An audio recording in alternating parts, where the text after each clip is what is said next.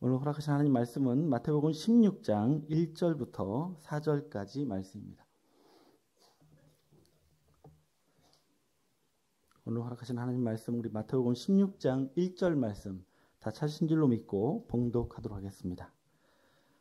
바리새인과 사두개인들이 와서 예수를 시험하여 하늘로서 오는 표적 보이기를 청하니 예수께서 대답하여 가라사대 너희가 저녁에 하늘이 붉으면 날이 좋겠다 하고 아침에 하늘이 붉고 흐리면 오늘은 날이 굳겠다 하나니 너희가 천기는 분별할 줄 알면서 시대의 표적은 분별할 수 없느냐? 악하고 음란한 세대가 표적을 구하나 요나의 표적밖에는 보여줄 표적이 없느니라 하시고 저희를 떠나가시다. 아멘. 오늘 허락하신 하나님 말씀 우리 마태복음 16장 1절부터 4절까지의 말씀을 통해서 하늘로서 오는 시대의 표적, 하늘로서 오는 시대의 표적이란 제목으로 오늘 하나님 말씀 깨우쳐 보도록 하겠습니다. 방금 읽은 우리 본문 말씀 내용을 보시면 예수님 당시에 바리새인들과 사두개인들이 예수님을 찾아와서 표적 보여주시기를 요청했을 때에 그동안은 정말 헤아릴 수 없는 수많은 표적을 보이셨던 예수님께서 이들에게는 표적 보여주시기를 거절하시고 아무 표적도 행하시지 않은 사건을 오늘 본문에 기록하고 있습니다. 그러니까 예수님께서 무엇을 행하신 것이 아니라 아무것도 행하시지 않은 내용을 기록하고 있습니다. 여러분 지금까지 우리가 성경에서 만나본 예수님의 표적의 사건들은 어떻습니까? 우리가 예수님이 행하신 그 표적의 사건을 통해서 주님께서 우리에게 보여주고자 하시는 하나님의 뜻과 섭리를 깨닫는 소중한 기회가 되었습니다. 그런데 오늘 말씀은 아무런 표적도 행하시지 않았기 때문에 아무런 의미도 없고 아무런 상징도 아닌 그런 말씀인가라고 생각하실 수도 있는데요.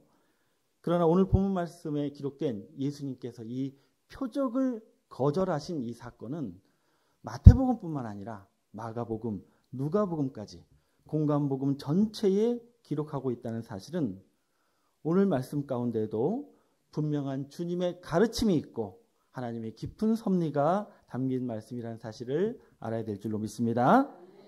여러분 오늘 말씀을 보시면 이 바리새인과 사두개인들이 소위 하늘로서 오는 표적을 주님께 요구했을 때에 주님은 표적 보여주시기를 거절하십니다. 그리고 대신 그들에게 책망의 말씀을 통해서 시대의 표적을 말씀하여 주셨고 또한 요나의 표적을 말씀하고 계신데요.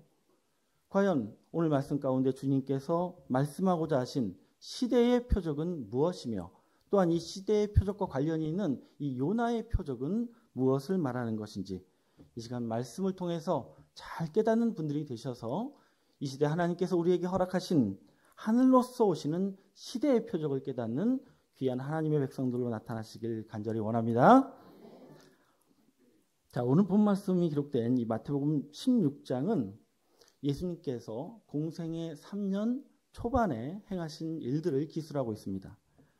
특히 예수님께서 십자가의 사명을 약 3개월 정도 앞두시고 갈릴리에서 마지막 사역을 하실 때의 일을 기록하고 있는데요. 당시에는 예수님께서 백성들에게 더욱 추앙받게 되는 사건이 있었는데 그 사건이 뭐냐면 여러분이 너무나 잘 알고 계신 바로 오병이어의 기적의 사건이었습니다. 보리떡 5개와 물고기 2마리로 장정만 5,000명을 먹이신 엄청난 이적의 사건을 예수님께서 행하셨는데 그 내용이 바로 마태복음 14장에 기록되어 있고요. 연이어서 마태복음 15장에는 예수님께서 작은 떡 7개와 물고기 2마리로 7,000명을 먹이셨던 소위 칠병이어의 사건을 예수님께서 행하시게 됩니다. 이렇게 연이어서 예수님께서 표적을 행하셨기 때문에 백성들의 반응이 어떻습니까? 더 수많은 백성들이 예수님을 따르게 되었고 그러나 반대편에서 이러한 역사를 우려의 눈으로 바라보고 있던 바리새인들과 서기관들은 더욱더 위기의 의식을 가지게 되었습니다. 그래서 더 이상 많은 자들이 이렇게 예수님을 쫓아가는 것을 보다 못한 이 바리새인들과 사두개인들이 서로 합심해서 예수님을 대적하기를 결의했고 그래서 주님께 찾아와서 무리하게 표적을 요구하게 되는 것이 본문의 내용입니다. 자, 이런 상황 속에서 우리 예수님께서는 이들을 어떻게 대처하셨는지 우리 본문 말씀 읽으면서 확인해 보도록 하겠습니다. 마태복음 16장 1절 말씀입니다.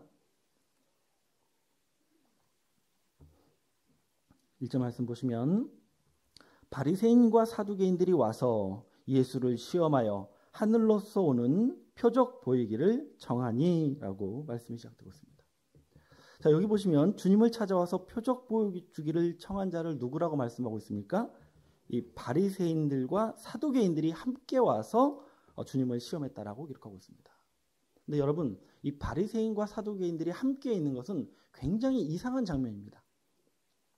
왜냐하면 본래 이 바리새인들과 사두개인들은요, 종교적으로나 사상적인 면에서 서로 극한 대립의 관계를 가지고 있던 자들이기 때문에 그렇습니다. 여러분 잘 아시는 대로 이 바리새인들은 하나님의 백성에게는 이 내세의 소망으로 그 보상으로 부활을 주시고 또 천국을 주신다는 것을 믿고 있었습니다. 그래서 사람의 영혼과 또한 천사의 존재를 믿던 자들이었는데 반대로 이 사두개인들은 부활도 천국도 영혼도 천사의 존재도 인정하지 않던 자들이었습니다. 그럼 그들은 왜 하나님을 믿었느냐? 이 현세에서 내가 하나님께 복받아 잘 살기 위해서 하나님을 믿었던 현실주의자들이 바로 사두개인이었습니다. 그래서 무엇보다도 이 부활에 있어서만은 서로 이단시하고 대립각을 세운 자들이 바로 바리새인들과 사두개인들이었는데 이 사람들이 함께 움직였다는 것은 무엇을 말하고 있습니까? 누구에 대한 위협이 느껴진 거예요? 네, 예수님을 대적하고자 하는 그 한 가지의 목적으로 서로 연합하고 동맹을 맺고 주님과 맞서게 되었다는 것을 알 수가 있습니다. 그러면 예수님 입장에서는 어떻습니까? 어느 때보다도 위협을 받는 좋지 않은 상황을 맞이하시게 된 것입니다. 그런데 여러분 이렇게 예수님을 찾아와서 표적을 요구하는 일은 이번이 처음이 아닙니다. 우리 마태복음 12장 38절 이하의 말씀에 보시면은 약 1년 전에 그 서기관과 바리새인들이 예수님을 찾아와서 표적 보여주기를 요구했습니다. 그런데 그들은 예수님이 보여주신 표적을 보고 주님을 믿을지 말지를 결정하고자 했던 자들이었습니다. 그런데 오늘 지금 본문 말씀 가운데 찾아온 이 사두개인들과 바리새인들은 그들보다 더 구체적이고 특정한 표적을 요구하게 됩니다. 어떤 표적을 요구했습니까? 우리 본문 하반절에 보시면 하늘로서 오는 표적 보이기를 청하였다라고 기록하고 있습니다. 여러분 여기 성경에서 말씀하고 있는 이들이 요구하고 있는 하늘로서 오는 표적, 어떤 표적을 말하는 것이겠습니까? 이 하늘로서 오는 표적은 과거 선지자들이 하나님을 의지해서 보였던 하늘에서 내려오는 표적을 하늘로서 오는 표적으로 요구했던 것입니다. 여러분 잘 아시는 대로 출애굽기에 보시면 모세가 출애굽 당시 광야에서 하나님께 기도함으로 하늘에서 뭐가 내렸습니까? 만나가 내리는 표적을 보여주었습니다. 또한 여호수아는 가나안 땅에서 전쟁을 할 때에 그가 기도함으로 하늘의 해와 달이 멈춰서는 이적을 보여주었습니다. 또한 열왕기상하 내용을 쭉 보시면 엘리야 시대에 어떤 일이 있었습니까? 갈멜산에서 그 바알과 아세라를 섬기는 그 선지자들과 대결했을 때 하늘에서 뭐가 내려왔습니까? 불이 내려오는 그런 표적과 같이 하늘에서 내려오는 직관적인 그런 표적을 지금 예수님께 요구했던 거예요. 왜요? 그거 보여주면 믿으려고? 아니죠. 예수님을 대적하고 시험하기 위해서 그 표적을 요구한 것이었습니다. 여러분 이들이 하늘로서 오는 표적을 요구한 이유는 간단합니다. 당시의 유대 랍비들은 하나님의 선지자뿐만 아니라 사단에 속한 자들도 표적을 능히 할 수 있다라고 생각했습니다. 그럼 어떻게 하나님의 선지자인지 아닌지 구별하느냐? 어디서 오는 표적을 보여줘야 된다? 네, 하늘로서 오는 표적을 보여주면 생각해 보겠다는 거예요. 그런데 예수님이 그동안 보여준 표적은 어떻습니까? 병자들을 고치시고 귀신을 쫓아주고 물과 떡으로 배를 불려주는 이런 표적 말고 당신도 정말 하나님의 선지자라면 하늘로서 오는 표적을 보여달라 이겁니다. 만약 그걸 보이지 못하면 그동안 그런 표적은 구체적으로 보이시지 않았기 때문에 그걸 하지 않으면 당신은 하나님의 사람도 아니고 선지자도 아니다라고 예수님을 대적하고자 했던 것이죠. 이처럼 바리새인과 사두개인들이 왜 하늘로서 오는 표적을 요구했는지 이미 다 알고 계신 예수님께서는 속으로 통분하는 마음으로 그들에게 이렇게 답변을 하시게 됩니다. 우리 마태복음 16장 2절 말씀 보겠습니다. 예수께서 대답하여 가라사대 너희가 저녁에 하늘이 붉으면 날이 좋겠다 하고 아침에 하늘이 붉고 흐리면 오늘은 날이 굳겠다 하나니라고 말씀하고 있습니다. 여러분, 예수님 당시에 그 유대인들이 실제로 이 기상 관측이나 일기 변화에 상당한 지식을 갖고 있는 민족이었다고 합니다. 그러니까 몇 달간의 어떤 일기 변화를 보고서 1년간의 강수량을 예측할 정도로 이 천기 변화에 상당한 분별력을 가지고 있는 자들이 유대인들이었어요. 그래서 2절 우리 하반절에 뭐라고 말씀하십니까? 너희가 저녁에 하늘이 붉으면 날이 어때요? 좋겠다 하고. 이것은 진실이거든요. 여러분도 한번 보십시오. 저녁에 하늘이 붉으면 그 다음날 날이 대부분 좋습니다. 또 3절 하반절에 보시면 아침에 하늘이 붉고 흐리면 오늘은 날이 어때요? 굳겠다고 할 정도로 너희는 참으로 천기를 잘 분별하는 자들이구나 라고 예수님께서 칭찬 아닌 칭찬을 하고 계신 것입니다. 왜 이런 말씀을 하신 것입니까? 그 의도는 3절 하반절에 보시면 너희가 천기는 분별할 줄 알면서 시대의 표적은 분별할 수 없느냐라고 말씀하고 있는 것입니다. 아니 너희가 그렇게 천기는 잘도 분별하면서 어째서 시대의 표적은 분별하지 못하느냐라고 책망하고 있다는 것을 알기를 원합니다. 그러면 천기를 왜 분별하지 못하느냐라고 주님이 말씀하고 있다는 것. 지금 이들이 주님을 시험하기 위해서 어디서 오는 표적을 보여달라는 거예요. 하늘로서 오는 표적을 보여달라고 하는데 이 사람들아 너희에게 정말 필요한 하늘의 표적은 그러한 표적이 아니라 만나가 내리고 불이 내린 표적이 아니라 어떤 표적이다.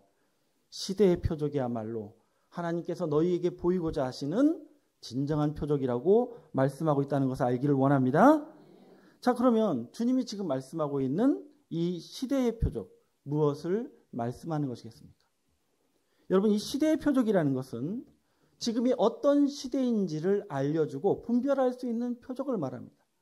그러니까 과거에서 미래로 나아가는 그 지표가 되고 근거가 되는 표적을 시대의 표적이라고 말씀할 수 있는데요.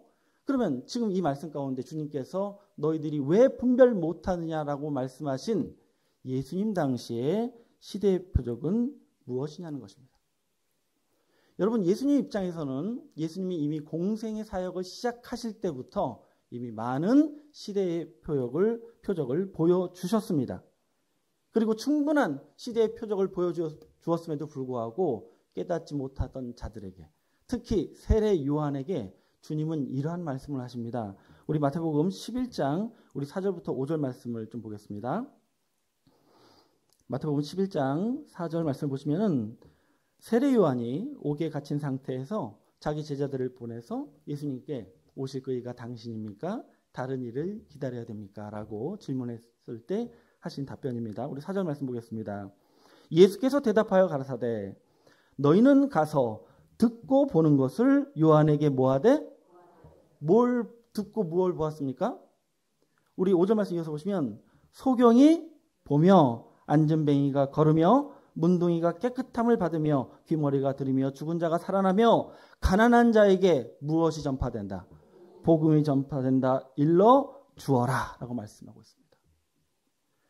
지금 예수님께서 그리스도이심을 의심하고 떠보려고 하는 세례 요한에게 나는 이미 너에게 충분한 시대의 표적을 보여줬다라는 의미로 주님이 말씀하십니다. 5절에 뭐라고 말씀하셨습니까? 소경이 보고 안진뱅이가 걷고 문둥이와 귀머리가 고침을 받고 있고 가난한 자에게 무엇이 전파된다? 복음이 전파된다고 일러주라고 말씀하고 있는 것입니다. 이 말씀은 이사야서 29장에 이미 예언되어 있는 장차 메시아의 시대가 도래하게 되면 반드시 이루어질 그 예언이 지금 누구를 통해서 성취되고 있다. 예수님을 통해서 성취되고 있음을 알려주고 계신 줄로 믿습니다.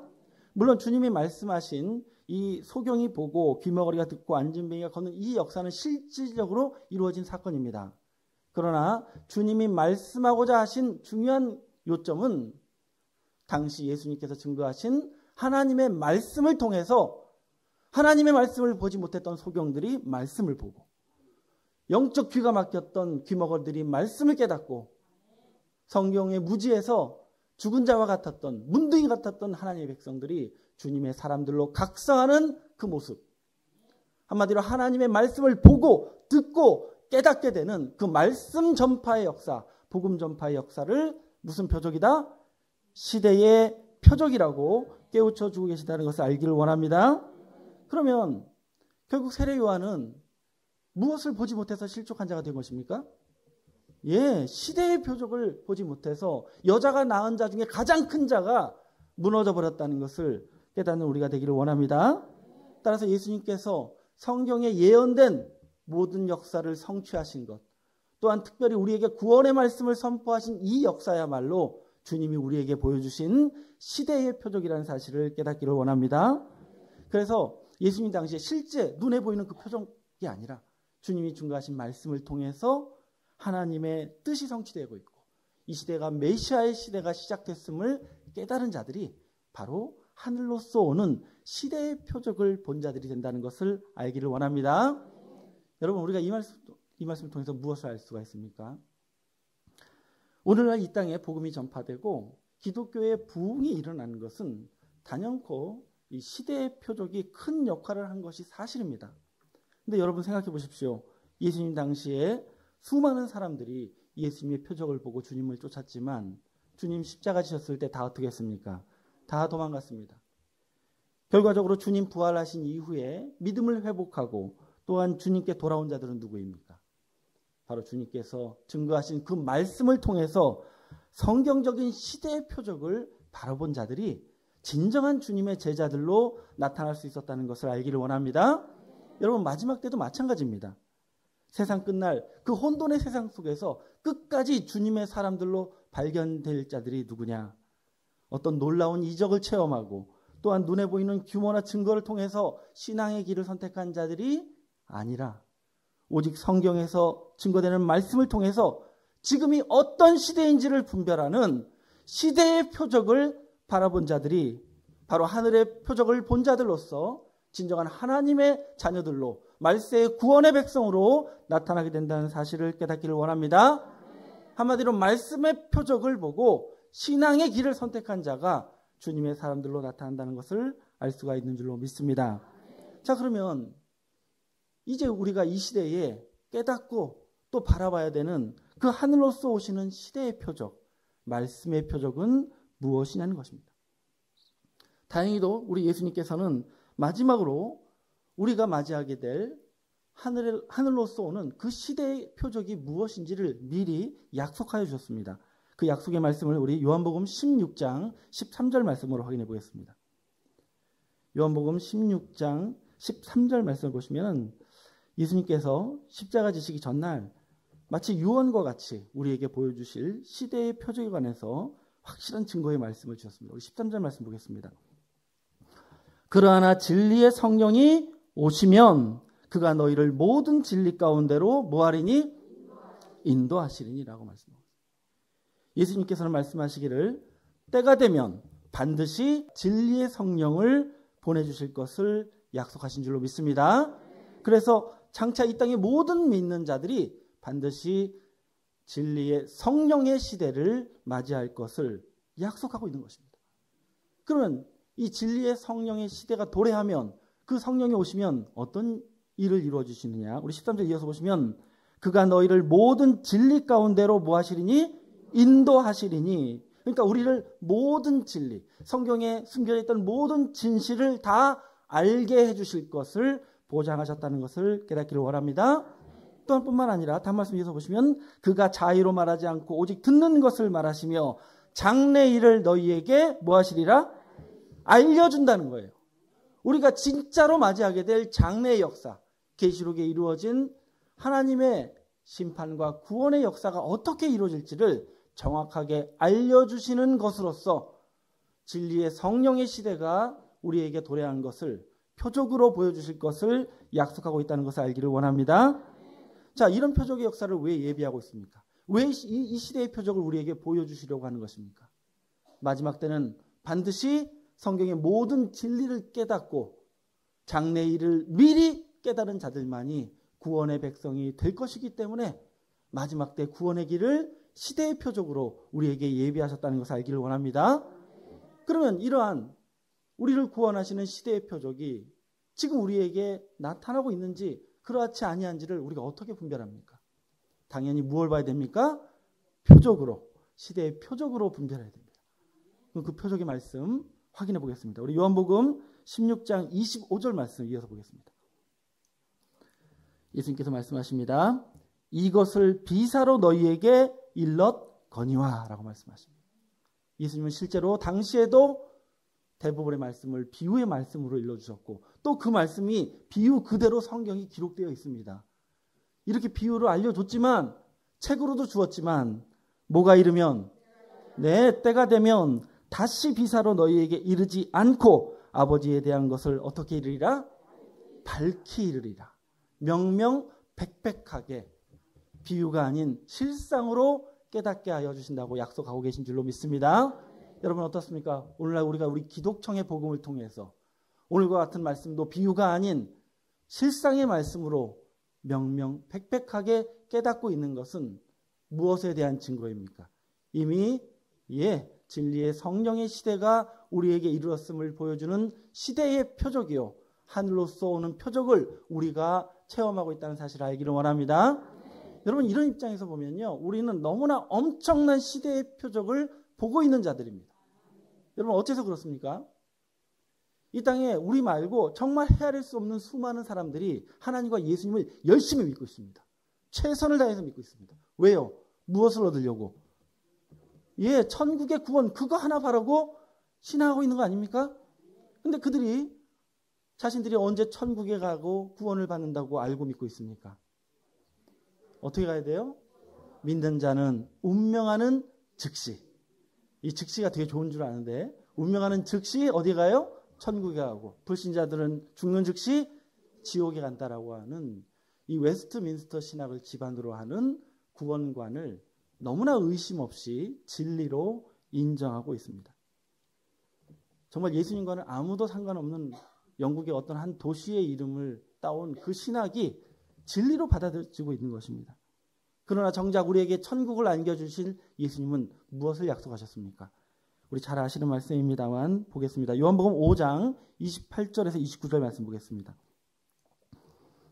주님이 약속하신 죽은 자의 구원은 이렇습니다. 우리 28절 보시면 이를 기이 여기지 말라라고 말씀하십니다. 어떻게 여기지 말래요? 제발 이상하게 생각하지 말라는 거예요. 왜? 반드시 이렇게 될 것이니까. 이거 상식적인 일이니까. 뭐가 상식이냐?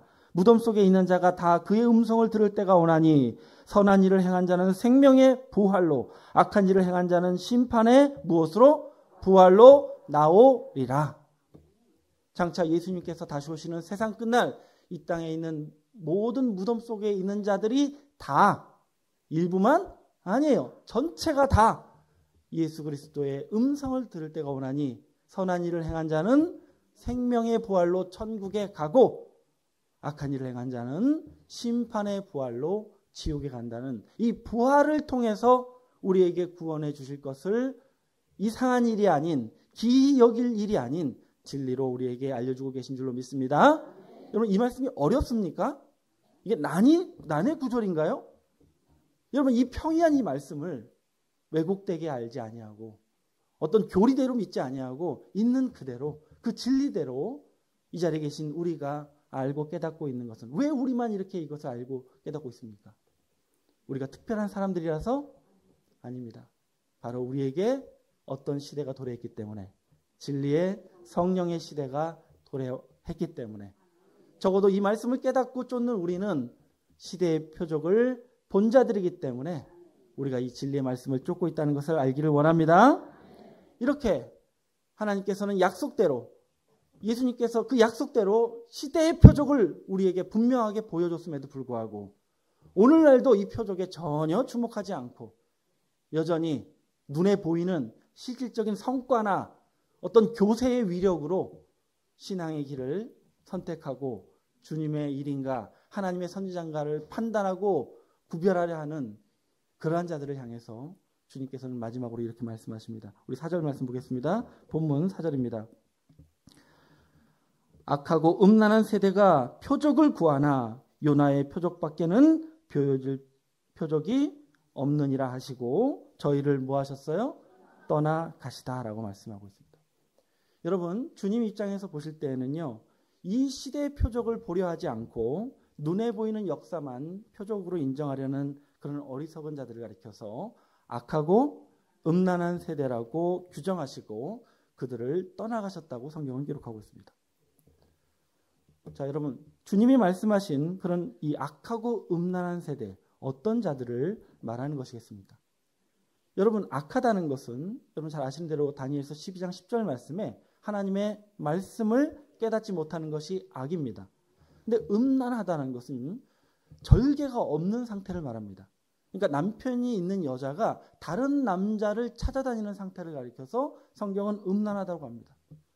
결국 악하고 음란한 세대라는 건 뭐냐면 하나님의 백성이 성경을 통해서 하나님의 뜻을 알지 못하므로 하나님으로 만족하지 못하고 또 누구를 찾아다녀요?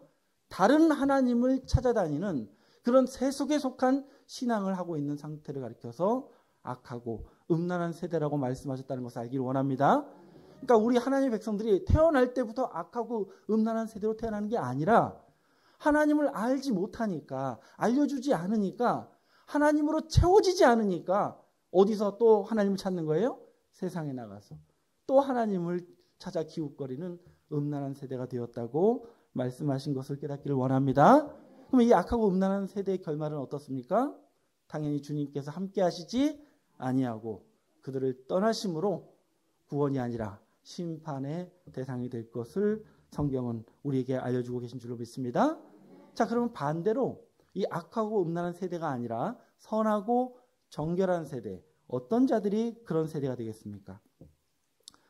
비록 눈에는 어떤 신뢰할 만한 역사가 보이지 않고 또 세상 사람들이 인정하는 그런 규모와 증거가 우리 앞에 없다 할지라도 우리가 성경을 통해서 깨달은 시대의 표적을 보고서 진리의 성령의 말씀을 찾아서 그 길을 꿋꿋하게 걸어가는 자들이야말로 우리 하나님 보시기에, 우리 주님 보시기에 선하고 정결한 깨끗한 세대로 발견된다는 사실을 알기를 원합니다. 여러분, 우리는 어떠한 세대로 신앙하고 있는지 우리 스스로를 판단하시길 원합니다. 혹여 내가 이 가운데서도 말씀이 아니라 어떤 사람의 관계 때문에 어떠한 목적을 가지고 이 자리에 있다면 우리는 주님 앞에 정결한 세대가 될 수 없다는 것을 명심하시기 원합니다. 따라서 이런 악하고 음란한 세대에게는 더 이상 표적을 보여줄 것이 없다라고 주님이 말씀하신 것입니다. 상관하지 않겠다고 말씀하고 있습니다. 그러나 주님은 마지막으로 그러나 너희에게 보여줄 표적이 있으니 어떤 표적이 있다? 요나의 표적은 보여줄 표적이라고 말씀하고 있습니다. 여러분, 지금까지 말씀을 통해서 예수님께서 우리에게 강조하신 그 하늘로서 오는 표적은 바로 시대의 표적이요 말씀의 표적이라고 하셨는데, 그러나 더불어 너희에게 나타날 표적이 있으니 무슨 표적이다? 요나의 표적이라고 말씀하고 있다는 사실입니다. 자, 그렇다면 과연 마지막 때에 이 시대의 표적과 함께 우리가 체험하게 될 요나의 표적은 과연 무엇이 되겠습니까? 여러분, 요나의 표적하면 무엇이 생각나십니까? 네, 요나가 사흘 밤낮을 물고기 뱃속에 있다가 나온 것처럼 바로 우리 주님께서 무덤 속에서 사흘 밤낮을 계시다가 부활하실 것을 떠올리게 되실 것입니다. 근데 여러분 잘 생각해 보시면 주님의 부활은 주님께서 당시에 우리에게 보여주셨던 그 시대의 표적과 더불어서 나타났던 영적 요나의 표적이었습니다. 이미 지나간 표적입니다. 그러면 장차 마지막 때에 이 진리의 성령을 통해서 시대의 표적을 본 자들이 맞이하게 될 진짜 요나의 표적은 뭐가 되겠냐는 것입니다. 여러분, 성경에 기록된 이 요나의 표적의 궁극적인 목적이 무엇입니까? 요나가 왜 물고기 뱃속에서 있다가 나오게 됩니까? 예, 본래 요나를 하나님의 명령대로 어디에 보내시기 위해서? 니느웨로 보내서 하나님의 역사대로 메시지를 전하기 위해서 요나를 나오게 하신 것입니다.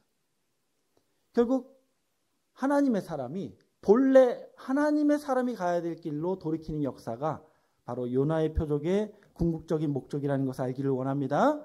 자기 멋대로, 자기 판단대로 걸어가는 길을 선택하는 것이 아니라 스스로 하나님이 원하시는 것을 깨달아서 하나님이 요구하시는 길을 걸어가는 것이 요나의 표적인 줄로 믿습니다. 근데 여러분 생각해 보면 사실 이 요나가 니느웨로 가는 것은 요나 개인에게뿐만 아니라 가족들도 반대하는 일이었고요. 이스라엘 민족 전체가 반대하는 일이었습니다. 아니 왜 세상에 많고 많은 자 중에 우리 원수를 구원하러 갑니까? 전혀 세상 사람들이 원하지 않는 길입니다. 그런데 요나는 하나님의 역사를 깨닫고 스스로 하나님의 선지자의 길을 걸어간 줄로 믿습니다. 여러분, 우리도 마찬가지입니다. 우리가 생각하고 있고 우리가 옳다하고 세상 사람들이 지지하는 길을 간다면 그것은 각성한 요나의 길이 아닐 것입니다. 하나님이 우리에게 무엇을 요구하시고 하나님이 우리에게 무엇을 바라시는지를 알고 세상 사람 다 반대하지만 굳이 그 길을 찾아가는 게 진짜 요나의 표적인 줄로 믿습니다. 아니 세상에 좋은 기회가 얼마나 많은데 사람들이 인정하고 칭찬해주는 그 신앙의 길을 얼마든지 갈 수 있는데 왜 하필 사람들이 지지하지 않는 그런 교회, 왜 그 교회를 꼭 가고자 하십니까? 라는 질문을 아마 여러분들이 받으며 살고 있습니다. 근데 여러분 중요한 것은 사람의 생각과 판단과 의견이 아니라 하나님께서 주신 말씀을 통해서 내가 본 시대의 표적 때문에 진리의 말씀이 이곳에 있기 때문에 세상 사람들이 다 가지 않는 그 길을 굳이 기쁘게 걸어가는 우리가 되었을 때 우리는 진정한 요나로 나타나게 될 줄로 믿습니다. 하나님의 뜻을 대적하고 엉뚱한 길로 가는 요나가 아니라 하나님이 원하시는 길로 돌이키는 각성한 요나들이 바로 저와 여러분이 되어야 할 줄로 믿습니다. 정말 여러분들이 이 마지막 때에 정말 하나님의 뜻을 실현하는 그 각성한 요나들로 나타나야 되는데 그러려면 그 각성한 요나다운 깨달음과 의식이 있어야 되지 않겠습니까? 자, 우리가 마지막 때까지 품고 살아야 되는 각성한 요나의 의식, 우리 요나의 고백을 통해서 한번 끝으로 확인해 보도록 하겠습니다. 우리 요나서 2장 8절에서 9절 말씀 보겠습니다. 요나서 2장 8절에서 9절 말씀은 실제로 요나가 물고기 백 속에서 하나님께 드렸던 그 각성한 마음으로 드렸던 기도의 내용이 있습니다. 우리 요나서 2장 8절 말씀 보겠습니다. 요나가 말합니다. 무릇 거짓되고 헛된 것을 숭상하는 자는 자기에게 베푸신 은혜를 버렸사오나 라고 말씀하고 있습니다. 여러분 지금 이거 누가 얘기하는 거예요? 요나가 마치 남의 일처럼 지금 얘기하고 있는데 사실은 누구 얘기하고 있는 겁니까? 네, 하나님의 뜻을 거스리고 대적했던 자신의 모습을 고백하고 있는 거예요. 뭐라고 얘기했냐면 거짓되고 헛된 것을 숭상하는 자는 반드시 자기에게 은혜를 베푸신 하나님을 뭐 할 거라는 거예요? 저버릴 거라고 말씀하고 있습니다. 무슨 말입니까? 과거에 하나님의 명령을 저버리고 내 생각과 내 의지를 관철하려 했던 나는 사실은 하나님을 믿고 섬기는 하나님의 사람이 아니고 거짓되고 헛된 것을 숭배했던 우상 숭배자였습니다. 라고 고백하고 있다는 사실을 알기를 원합니다. 여러분 진리의 말씀을 보고도 이 시대의 표적을 깨달아 놓고도 이 섭리의 말씀에 함께하지 않고 이 길을 걸어가지 않는 자들은 다 어떤 자들이에요? 어떤 자들이에요? 우상 숭배자가 될 수밖에 없다는 것을 알기를 원합니다. 진리를 받은 자 가운데서도 얼마든지 무슨 숭배자? 아니 어떻게 내가 우상 숭배자야? 얼마든지 우리가 이 과오에 빠질 수 있다고 성경은 경고하고 있는 것입니다. 그러나 하나님께서 그를 각성하여 주시고 깨달음으로 거듭나게 하신 이후에 요나는 어떤 사람이 되었느냐? 우리 9절 말씀 이어서 보겠습니다. 9절 말씀 이어서 보시면 나는 감사하는 목소리로 주께 제사를 드리며 라고 말씀하고 있습니다. 과거와 같이 내게 베푸신 은혜를 저버리고 엉뚱한 길로 가는 게 아니라 나는 감사하는 목소리로 주님께 제사하는 자가 되었습니다. 라고 고백한 줄로 믿습니다. 그동안 감사할 것을 몰라서 그게 무엇인지 깨닫지 못해서 엉뚱한 길로 갔지만 내게 보여주신 하늘의 표적을 통해서 오늘도 말씀으로 나를 각성해 주시는 그 은혜를 통해서 정말 내게 주신 은혜를 깨닫고 나 스스로 어떤 목소리? 감사의 목소리로 제사를 드렸다고 고백한 줄로 믿습니다. 여러분, 정말 여러분들이 각성한 요나들이 맞다면 여러분이 예배하러 이 자리에 오실 때에는 여러분 마음 가운데 감사의 목소리를 담아 이곳에 오시길 원합니다. 억지로 회사에 출근하는 사원처럼 감사는 어디다 내팽개치고 그냥 의무감으로 이 자리에 앉아 계시지 마시고 얼마나 내게 감사한 것이 있는지 그것을 목소리로 내는 여러분이 되길 원합니다. 제가 주일에 사회를 보면 목사님이 단상에 쓰실 때 여러분들이 어떻게 해요? 할렐루야 하면 어떻게 합니까? 아멘 합니다. 그러면 그 가운데 감사의 마음으로 이곳에 오셔서 그 감사를 아멘으로 목소리로 드러내시는 분들이 계십니다. 여러분 많은 재물 싸가지고 오지 마세요. 돈 가지고 오지 마세요. 하나님이 기뻐하시는 것은 사명자가 원하는 것은 여러분이 받은 그 감사를 정말 내 이 생명 끝에서 끌어올려서 나오는 그 아멘, 그 목소리가 하나님을 기쁘시게 하고 사명자에게 힘이 된다는 사실을 알기를 원합니다. 그런데 엉뚱하게도 불평과 불만, 내 생각, 내 의견, 교회가 이렇게 되면 안 되지, 이런 마음을 혹여라도 여러분이 가지고 오신다면 오늘 예배는 망친 것이고 오늘 제사상은 엎어진 겁니다. 절대로 여러분의 예배가 경건한 예배로만 나타날 수 있도록 감사의 목소리를 여러분 심령에 채울 수 있는 여러분이 되길 원합니다. 그런 자들은 어떤 기도를 하냐면 우리 9절 중반에 보시면 나의 서원을 주께 뭐하겠나이다? 갚겠나이다 라고 말합니다. 내가 하나님께 갚아야 할 것이 있다면 제가 열심히 갚겠습니다 라고 기도하고 있는 것입니다. 아니 하나님께 빚진 것이 뭔지도 모르는 사람이 뭘 갚습니까? 여러분 우리가 해야 되는 것은 오늘날 내가 하나님께 받고 있는 은혜가 무엇인지 이 시대의 표적을 통해서 나에게 주신 구원의 약속이 얼마나 값진 것인지 계산기를 두들겨 보시고 와 이거 대박이다 라는 사실을 깨닫고 나서 그 깨달음의 마음으로 여러분이 갚아야 할 것을 갚을 수 있는 여러분이 되길 원합니다. 그래야 각성한 요나가 돼서 요나가 하나님의 사명을 완수했던 것처럼 저와 여러분도 이 시대에 우리에게 주신 사명을 갚아드릴 수 있는 진정한 요나들로 발견될 수가 있을 줄로 믿습니다. 우리가 왜 이러한 각성한 요나가 반드시 되어야 되느냐? 간단합니다. 우리 마지막 말씀 보겠습니다. 9절 하반절 보시면 구원은 따라하시겠습니다. 구원은 여호와께로서 말미암나이다. 왜 우리가 각성해야 됩니까? 여러분 이 세상에서 여러분을 구원할 자는 여러분이 가지고 있는 부동산도 아니고 여러분이 믿고 의지하는 어떤 사람도 아니고 오직 한 분, 이 시대의 표적, 이 진리의 성령의 말씀을 주신 누구? 우리 하나님뿐이기 때문에 그렇습니다. 하나님만 바라보는 우리가 되길 원합니다. 이렇게 제대로 각성한 요나의 그 의식과 깨달음을 이제는 우리의 정신과 우리의 의식으로 삼는 저와 여러분이 되길 원합니다. 그래야 우리가 하나님 앞에 선하고 정결한 사대가 되어서 하나님께서 한시도 떠나지 아니하고 주님 나라 올 때까지 끝까지 보호하시고 품어주시고 지켜주시는 주님의 사명자들로 나타난다는 것을 명심하는 우리가 되길 원합니다. 그래서 이 자리에 계신 우리 모두가 굳이 하나님께 줘 터지고 두들겨 맞고 나서 돌아오는 요나가 되지 마시고 이미 하늘로서 오는 표적을 요나답게 우리는 의롭고 정결한 세대가 되어서 각성한 요나가 되어서 여러분이 갚아야 되는 사명, 여러분이 치러야 되는 대가 다 치르시고 하나님을 기쁘시게 하는 하나님의 사명을 완성하는 의롭고 정결한 세대가 이 자리에 계신 우리 모두가 되시길 예수님의 이름으로 축원을 드립니다. 감사합니다. 말씀 마치겠습니다.